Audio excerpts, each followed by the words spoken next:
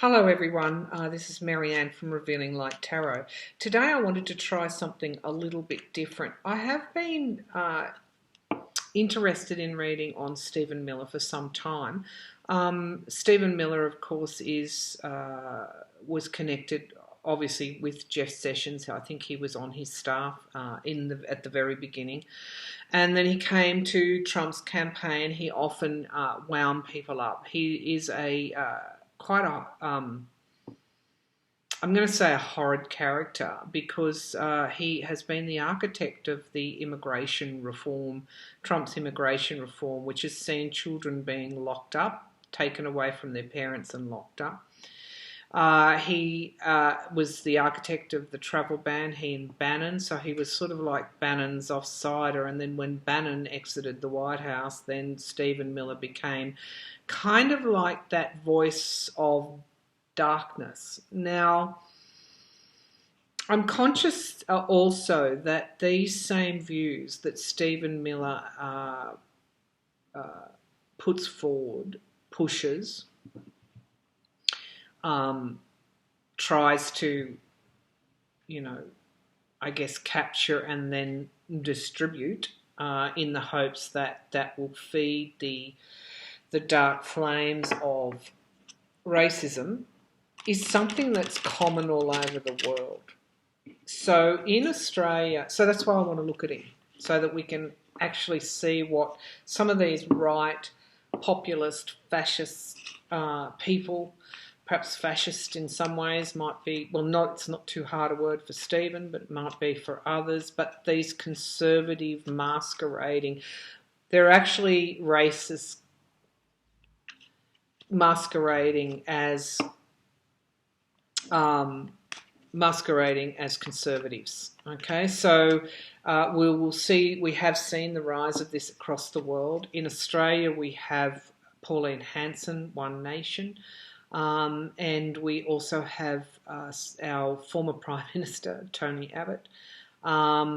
It's this paternalistic, it comes in many guises. It can be this paternalistic overlooking, we have to protect the world from Muslims, from being overrun by Muslims in the Middle East. It can come in more insidious forms like Stephen Miller, really trying to protect, that kind of Hitler Aryan society concept, and it can come with just these populist politicians, perhaps like you have in Canada, and is it Andrew Scheer, who's head of the Conservative Party there? Let me just make sure I've got his name right.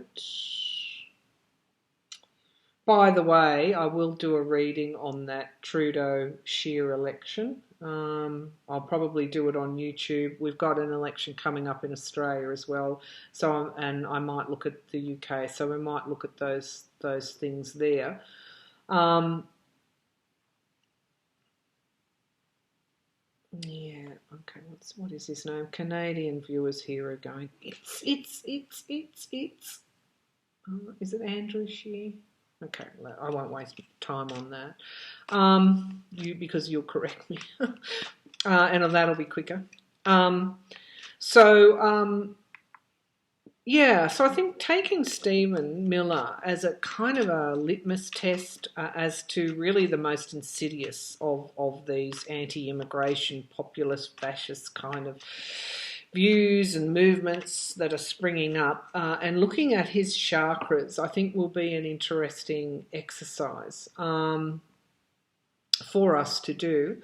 I should give you some background. I did train in Reiki when I was unwell, and I did it to use my own energetic healing on myself, and I got extremely good results in combining that with orthodox medicine. Okay, so I don't advocate going out alone. I'm saying that these things are useful adjuncts, but what it did, apart from that medical aspect for me, it actually made me focus really strongly on the chakras, the importance of the chakras, and how they influence our health and well-being, really our well-being. So I see the energetic body as as a way to connect with our physical body, and how well it's a multi-dimensional connection. So it's, you know, for example, if you're having a hard time trusting people, then that can manifest in the base chakra, which is all about trust. If you're having problems speaking up, it can often manifest in the throat chakra. So really, I'll just go through the chakras for you, because then the reading on Stephen Miller will make more sense. So we have the chakras, which begin, well, for this exercise anyway, there are other chakras, but our main chakras begin with our base chakra. And that is governed really by our place in the world. Okay, so it's how often you'll see problems there where there are issues around how we're relating in society. Perhaps we're insecure about money. Perhaps we're insecure in the workplace.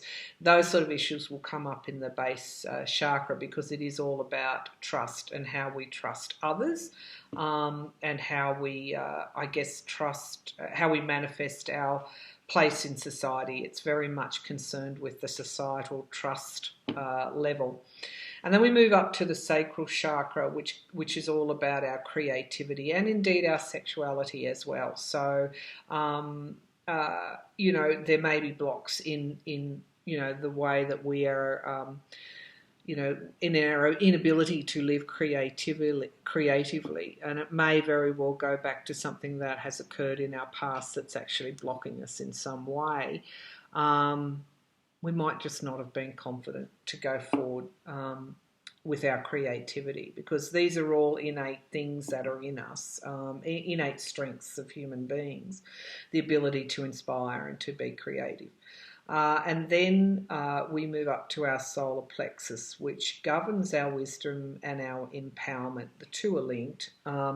If you if you are wise, if you learn the lessons, then the goal or the outcome is your own empowerment.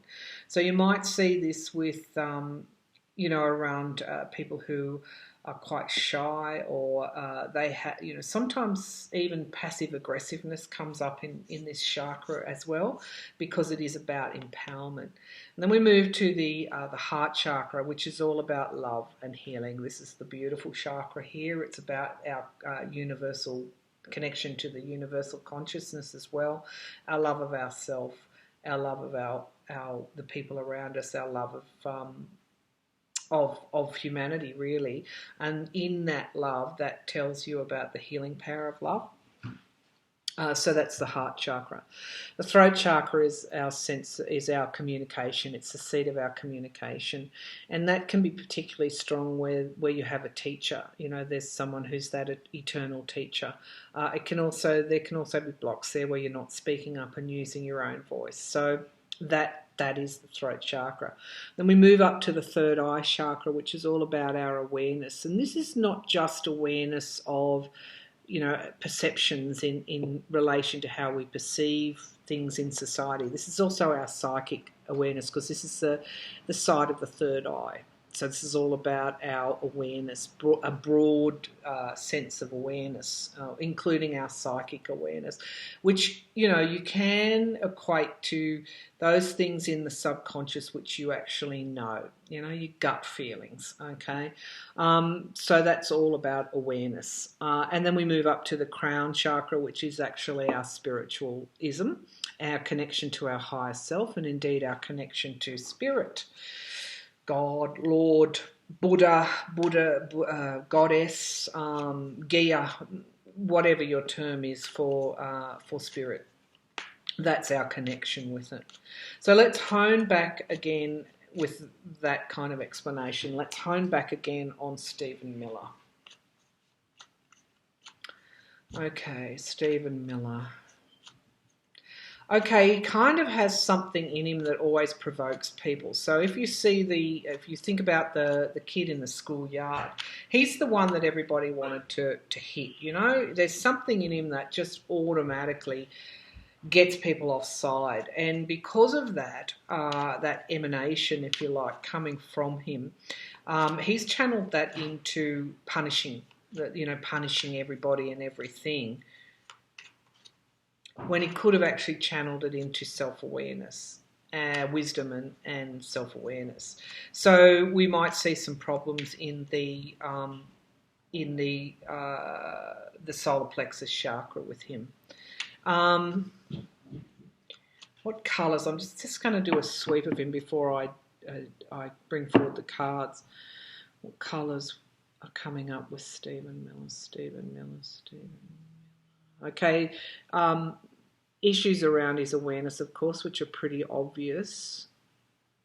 There's kind of some kind of misuse there of his awareness. I'm not sure about his spiritual chakra, because he may well be connected there, but it might be kind of like, life lessons. There might be lessons coming for him in relation to that chakra. There could be problems with his sacral chakra as well, because he's misusing that creativity. And indeed, in relation to his sexuality, he's actually using this power that he has, and the power to really do cruel things. That's where that's coming forward. I hope this reading is not too out there for you folks, but I really did want to try it. I wanted to do it. I've been doing them for a little while for myself and for my friends and family, and they can be quite insightful. So let's proceed. I'll bring the laptop down here. Okay, Stephen Miller. Stephen Miller's chakras. Okay, where are the blocks? Where are the blocks in Stephen Miller's chakras? Where are the problem areas? Where could he benefit from some healing and some advice? Because we're all in this together. We're all human beings. Really we start off with the one thing, the same purpose, having to learn the lessons. Stephen Miller's chakras. Blocks, gifts, strengths, weaknesses of Stephen Miller's chakras. All right, so straight away in his base chakra, we've got the Page of Pentacles. Okay, so as we know, the base chakra, or the root chakra, some people call it that, is all about basic trust. And the page is actually a messenger, and this is about finances. So in some way, Stephen Miller has learnt very early on the value of money, okay? But it's not because there are problems around his empowerment. He can't be a King of Pentacles. He's actually the go-between between more powerful and more money people.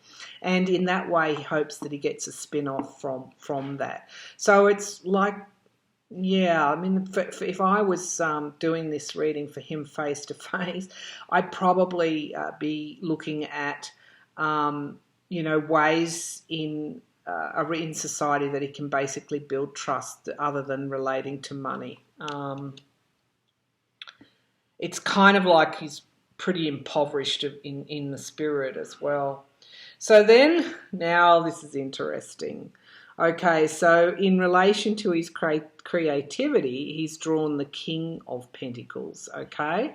So really this is his ultimate goal, right? He wants to be, so this is his trust level in relation to, he's a page, so, he's almost the messenger, but in relation to his creativity, he's actually, I think that's why you'll find that some of his policies are actually bigger than Ben-Hur. He's actually using, I guess, that issue around money to be, to come forward as the King of Pentacles. And, that's quite interesting because, the king is I guess the aspects of the king is material success. So that's why he's important. But because the dark side of the King of Pentacles is jealousy.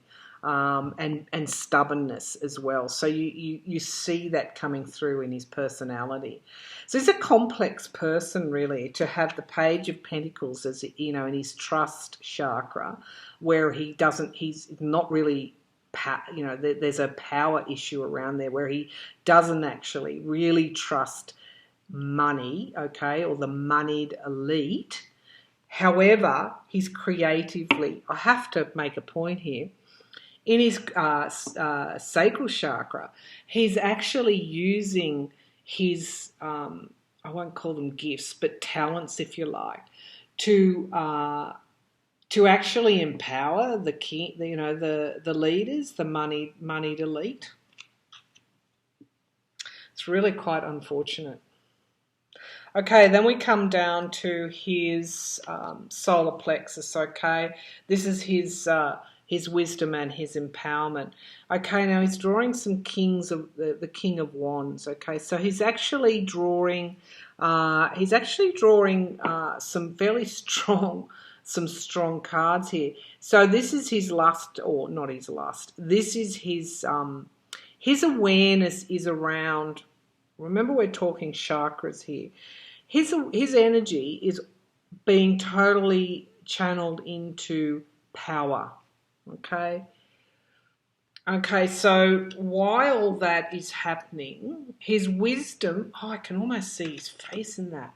His wisdom and his awareness is totally focused on power.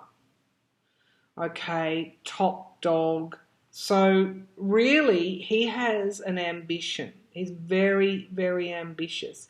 But when your wisdom and your empowerment is around power, when your base chakra is this, which is not a king, not a knight even, that's, why people were bullying him, because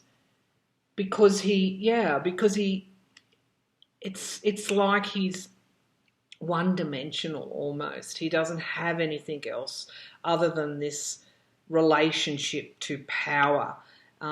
His awareness is all about power. He's serving the interests of other people in order to be that himself. He's serving the interests of money people in order to be that himself. But in actual fact, he doesn't trust them. Okay, he doesn't trust them. I think he needs some psychoanalysis. All right. But we knew that, didn't we? Let's keep going. All right, so then we move to his heart chakra. Oh, crikeys. I almost have to bring... Sorry, this must be very disconcerting. I might just do this like this. Okay, so his heart chakra is the Six of Pentacles, and this is his love and his healing is around giving and receiving money, giving and receiving loans, debts, giving and receiving help, generosity. Okay, for him, his healing and the way that he feels loved is when this moneyed elite provide him with help and they're generous to him, and maybe there's a kickback there for him. He is totally focused on money, but yet his power, it's like he's looking up at the moneyed elite as in an aspirational sense. I want to be there. And this is what drew him to Donald Trump. That's why he is where he is, because Trump is all about the money. Trump is the King of Pentacles. Trump wants to be the King of Wands. And he's also, loans and debts.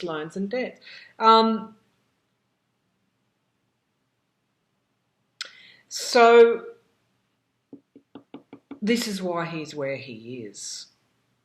This is why he is where he is. I'd like to see something with the immigration. I think he's using the immigration as a power thing. He's using the division and the fear to get power for Trump, for the moneyed elites. Okay, but don't forget, down the bottom, he has a basic mistrust of them. Okay, so now we go to our throat chakra. Okay, so the Knight of Cups. So this is the Knight comes forward, with a proposal. So his throat chakra is all about, again, doing the bidding of other people, and it's also when the things that he finds most powerful or most useful to those the moneyed elite that he serves, is when the emotions are provoked. So this would then validate that impression or that intuition that I got, that he was using the immigration card to provoke the emotions, the fear, the anger. Okay, so this is why he was in step with Steve Bannon, because that's exactly what Steve Bannon did. God, it's exhausting reading on these people. Okay, so in his third eye chakra, again, it's around the battle, right? So his psychic awareness is really focused on the battle with others, okay? So he's inspired by battle, he's inspired by division, he's inspired by anger. That's where his awareness is. On a positive note, it's hard to say anything positive about him. On a positive note, if he was a different person, if he learnt the lessons, he would actually be. His lesson in life is around this, his misuse and his one-dimensional sort of aspect. Will he learn? Will he learn the lessons? I'm not sure. What would enable the learning of the lessons? His fall from power. That's what will enable the lessons. And so his connection in the spiritual sense. Okay. So when I opened this reading, I saw that while he might be connected in some way in terms of knowing, sensing power and the way that money brings power, so his spiritualism is, it's hidden. It's hidden. It's not obvious even to him. So everyone has a connection to spirit, otherwise we wouldn't be alive. So you can't say he's got no connection to spirit. Of course he does have a connection to spirit, but it's hidden from him. Okay, it's not obvious. I think also with him that there is he may be aware at some level that of his higher self, but he's kind of, it's kind of like he's shut that door on it. It's like a dark room. So it's not clear. It's not clear to him. So there is a connection there, but he's definitely stepped away from it. Definitely stepped away from it. So this is a real troubled person here that I see, and really a quite a sort of unfortunate person in many ways. When I say unfortunate, I mean, I don't know that I would have liked to have these set of conditions, because they're so contradictory. In one way, he feels inferior to the moneyed elite, yet he actually is serving their interests creatively. That's where his creation is, around serving their interests. His awareness is limited to power, and what might create power for those that he serves. This is a real issue, because it is around being beholden to the moneyed elite, and finally his awareness is governed by just fighting with people all the time, But it inspires him. It inspires him. It's where he's learning all his lessons is around the getting of power and the fighting to get it. But this spiritualism card, the moon, just things being hidden, shutting the door, the dark room. What that tells me is that the lessons in life, they're coming up, because you see the crab coming out of the water. They're going to be revealed. This is always secrets to be revealed. So through the downfall of power, through his loss of power, he's going to, it's like going to be a domino effect. It's really going to, unless he learns, he's going to be like this again. He's just going to find someone else in power to do all of that with again. But somehow, I mean, this card is telling me that actually ain't going to happen. It's not going to, because these secrets are actually going to be revealed. So, sorry I took Stephen Miller, but I thought it might show you, or not show you, it might show me, because, you know, I learn from these things as well, the things that Spirit brings through, or Source brings through, these cards. It might have been quite enlightening about why and how these right-wing populist, racist, fascists, actually some of their motivations, it's like they're not the powerful, but they're seeking to become the powerful, or those that are fueling the flames are seeking to enable. It's really around money, okay? Unfortunately, that's what it's about. It's about materialism, building assets, building wealth. And this is why so many use the immigration card, because it is a quick route to provoke that fear, that anger, that emotion, which will actually get them elected. Okay, so look, I think I might have to go and refresh myself, put some of my essences on now. So I use Chiron essences, which are a healing essence, and I usually put it on my solar plexus chakra, which disconnects me from Stephen Miller. And then my Dirigina, which eases difficult situations because I'm feeling him quite strongly. I'm going to put that again around my solar plexus, my sacral chakras, to disconnect me completely from Stephen Miller. Now, if you are feeling like you're connected to people that are, that are troublesome, or whose energy is sort of coming to you, one of the ways that you can do that is simply really imagine waves of white light coming right through your body. Start at your toes, finish it right up in your crown chakras, and then put yourself in a white healing ball of light. And that at the basic level, energetic level, will not only be protective for you, but will actually kind of insulate you a bit from picking up the energies from other people. So I've always been an empath, and I haven't done as much protection as what I should have in my life, but I certainly in the last decade have been doing that. And that's one of the techniques I use. I just simply protective technique, put myself, do that whitewash if you like, if you want to wash away those negative energies, but put yourself in that white bubble of light. I put a white cloak around myself, and I imagine myself in a white protective ball or environment of white light. Okay. Whew. Tarot and energy work and spiritualism all came together in that reading, and I hope I don't know if you enjoyed it, but I hope that it was interesting and useful for you. Thank you.